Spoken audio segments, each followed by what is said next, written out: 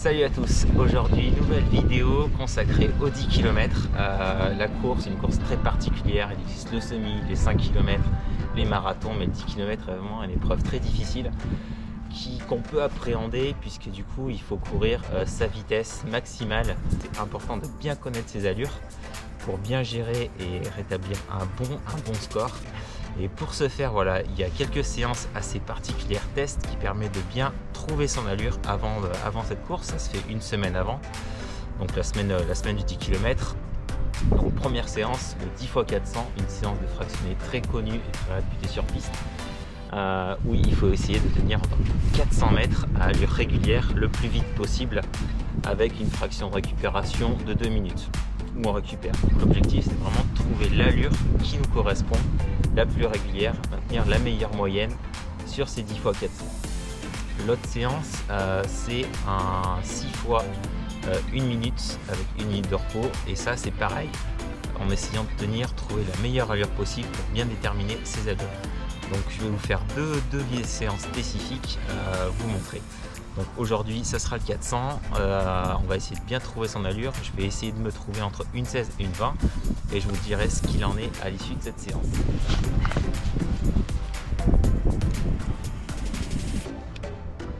Donc naturellement, avant de démarrer des séances aussi intenses en fartlek, c'est important de s'échauffer. Donc consacrez-vous 10-15 minutes d'échauffement en terminant par des gammes, en montant en pression. Et ensuite, il n'y a plus qu'à.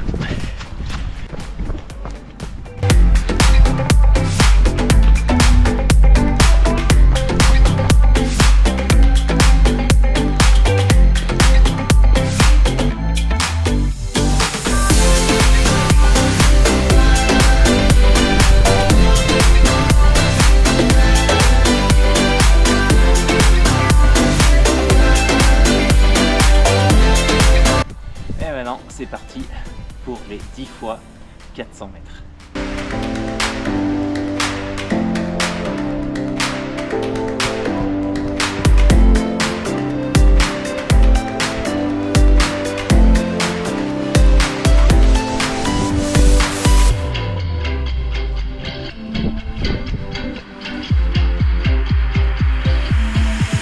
Ça se passe plutôt bien. On va pas partir trop vite. C'est la première fois que je faisais ce genre d'exercice. De base, je suis pas coureur à pied, hein, comme vous savez. Je fais plus du vélo, mais je me débrouille plutôt bien. Donc au final, voilà, l'objectif est atteint à 3,13, 3,15. Donc plutôt correct. J'étais assez bien. C'est plutôt de bons présages pour le 10 km de Tournon prochainement. On verra bien ce que ça donne. En tout cas, bonne séance. De quoi bien travailler la vitesse, son positionnement, son allure. Donc plutôt chouette séance que je vous conseille vivement. Alors qu'après ça, un petit tour pour réchauffer. Bon, l'avantage c'est que je fais tout en vélo au quotidien. Vélo travail, aller à la piscine, courir. Ça permet de faire une bonne récup active. Donc prochaine vidéo, je vous partagerai la séance d'1 minute et puis la conclusion dimanche sur le 10 km. Deuxième séance, 72 heures avant le 10 km. Alors je vous propose de faire un 6 x 1 minute, 1 minute. 1 minute à allure que vous pourrez tenir sur 10 km et 1 minute de récup. Donc naturellement on démarre par un échauffement et quelques gammes. C'est parti.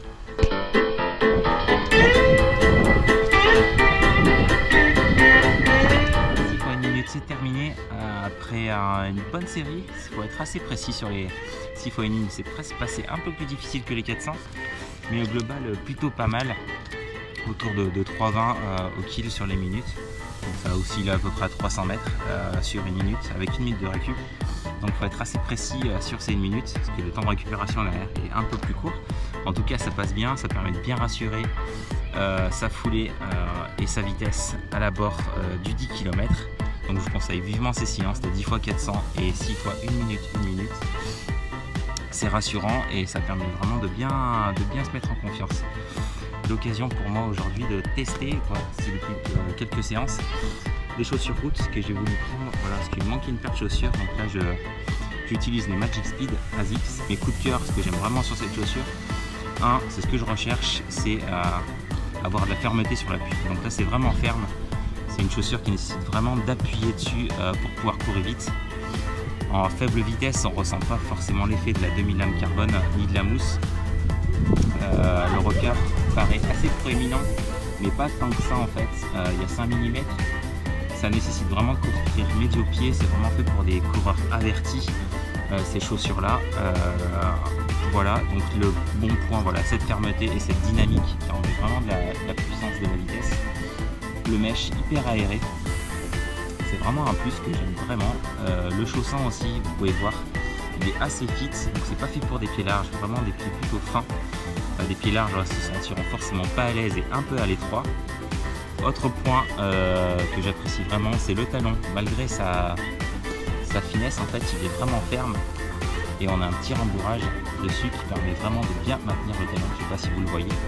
Le lassage est assez correct, c'est ferme, je fais juste un nœud, ça tient très bien. Vous voyez que j'utilise un cutter street, donc ça c'est un cutter puissance pour la course à pied. Un autre bon indicateur pour calibrer son allure. Assez légère, au niveau style vraiment chouette. Voilà, rien à redire sur cette chaussure, le revêtement de la semelle semble assez durable. En tout cas, je le ressens et ça se voit sur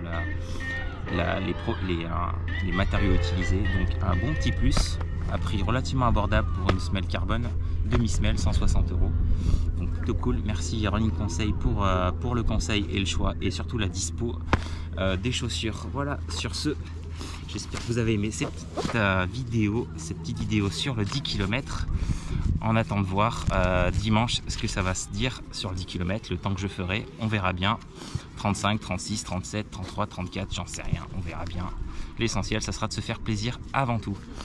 N'hésitez pas à me suivre, à mettre un petit like si vous avez aimé cette vidéo. Voilà, il y a tout ce qu'il faut en description. Si vous voulez plus d'infos, n'hésitez pas à laisser des commentaires.